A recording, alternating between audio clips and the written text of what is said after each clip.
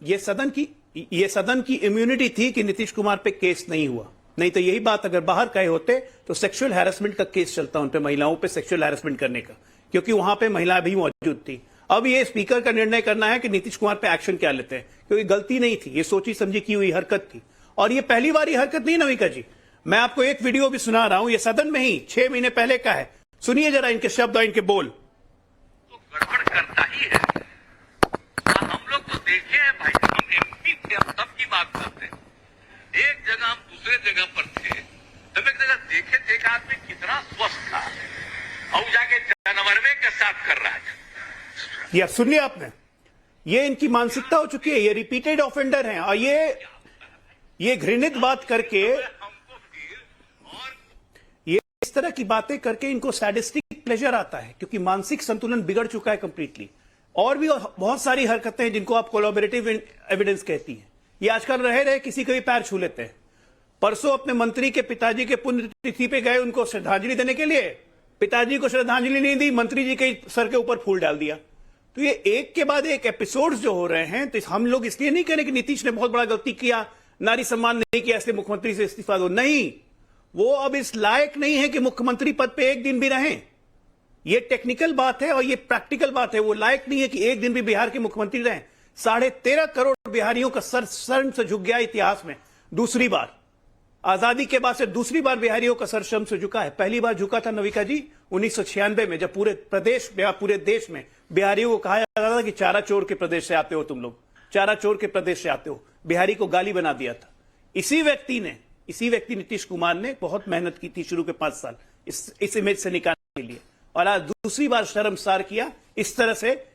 ये डिस्क्रिप्शन देखे, मैं तो देख के भी शर्म आती है। आप जब अभी टीवी पे दिखा रही थी तो शर्म आ रही थी ये सुन के कि देश विदेश में जो प्रोग्राम देख रहे होंगे वो कह रहे होंगे कि भारत के प्रदेश का एक मुख्यमंत्री ऐसा भी है और वो प्रदेश है बिहार। तो आप इसको उस ढंग से लीजिए ही मत।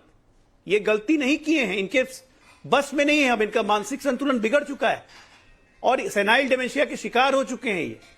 इनको तुरंत राष्ट्रपति जी को इंटरफेयर करना चाहिए, या पूरे बिहार विधानसभा के एमएलए को irrespective of party line Bihar के भविष्य को देखते हुए इनको बायकॉट करना चाहिए, कहना चाहिए कि आप इस्तीफा दे दीजिए, आप चलाने लायक नहीं है। रंजना कुमारी जी हमारे साथ हैं। इधर से उधर करते रहते, इनको कोई काम नहीं है। रंजना जी हमारे साथ हैं। रंजना जी, क्या कहूं मैं आपसे, क्या पूछूं मैं आपसे? क्या इसे एक बीमारी के तौर पर कहकर सोचें कि इन्हें इलाज की जरूरत है और राजनीतिक ट्रैप में फंस जाएं कि भाई ये रिजाइन कर दें क्योंकि इनकी दिमागी संतुलन ठीक नहीं है? या ये सवाल करें कि ये जो शख्स खड़ा है वहां विधानसभा में एक बार और विधान परिषद में दूसरी बार इस तरह के जेस्चर्स कर करके, एक्शन कर करके, चुस्कियां ले लेके जिस तरह से उन्होंने इतनी अभद्र तरीके से बात की है, रोंगटे खड़े हो जाते हैं कि हम जैसी महिलाएं जो माताएं हैं, हमें शर्म महसूस होती है कि हम क्या सुन रहे हैं किसी मुख्यमंत्री के मुंह से। मैं पूछना चाहती हूं रंजना कुमारी जी, क्या ये बस माफी मांगी, इंडी गठबंधन के नेता चुप हुए, ये एक राजनीतिक बहस बनी और बस फिर सब भूल जाए? देखिए नाविका जी, निश्चित तौर पर अपमानजनक अभद्र तरीका था जिस तरह से नीतीश जी ने, और खास तौर से जो कि एक बुजुर्ग नेता हैं, काफी सम्मानित नेता रहे हैं और बिहार के लोग उनको बहुत प्यार करते हैं। चूंकि मैं पूर्वांचल से ही आती हूं तो मुझे मालूम है ये बात। तो इस तरह की भाषा का प्रयोग करना नीतीश जी से सचमुच ऐसी उम्मीद नहीं थी कि वो इस तरह की अपमानजनक भाषा का प्रयोग करेंगे, और वो भी विधानसभा के अंदर। अच्छा किया कि उन्होंने माफी मांग ली। लेकिन साथ साथ में मैं 2-3 बातें और भी कहना चाहती हूँ। एक तो ये कहना कि महिलाएं अब 2-3 बच्चा ही पैदा करती हैं क्योंकि वो पढ़ लिख गई हैं।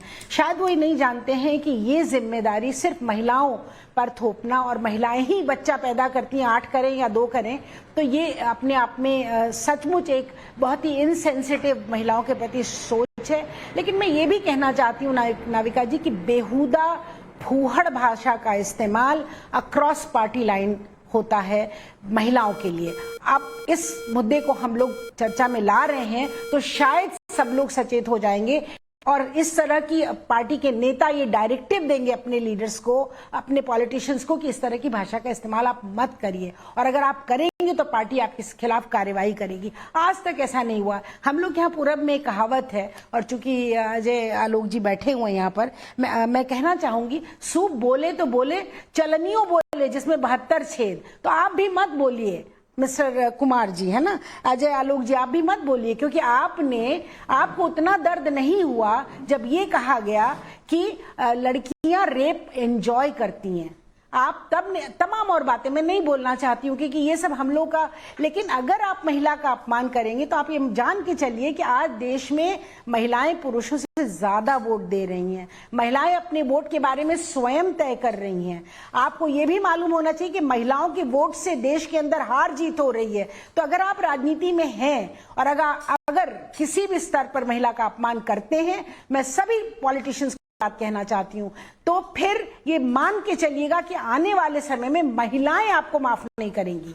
ये बिल्कुल निश्चित है कि महिलाएं इस तरह की बेहूदगी को, इस तरह की गंदी घटिया भाषा को नहीं बर्दाश्त करेंगी। अगर करना ही है तो सेक्स और सेक्सुअलिटी पर ओपन बात करिए ना, कोर्सेज चलाइए ना स्कूल कॉलेज के अंदर, बच्चों को जानकारी दीजिए ना कि क्या होता है ये सब कुछ। लेकिन ऐसा कहना, फिर उसमें आप सब लोगों का हंसना, जो वहां बैठ के हंस रहे थे उनकी तरफ भी तो देखिए, क्या मतलब है, क्या मतलब है इस तरह की भाषा। अजय आलोक जी काउंटर करना चाहते हैं। अजय आलोक, आप बैठ के तो आप सब शामिल हैं। तो ये ऐसी एक मिनट, ये तो गंदी नदी है, गंदे गढ़ा है, इस गढ़े में सब लोग कीचड़ में डूबे हुए हैं, तो किसको कहिएगा कौन साफ है।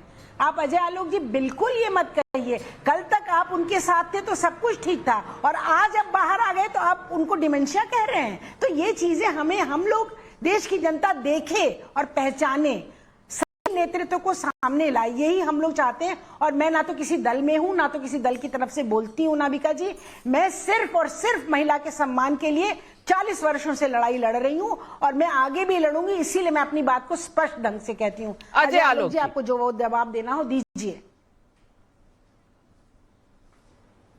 नहीं मैडम, मैं कोई जवाब नहीं दे रहा हूं, मैं बस आपको ये कह रहा हूं कि एक पूर्वांचल में एक और कहावत है, अज्जल गगरी छलकत जाए।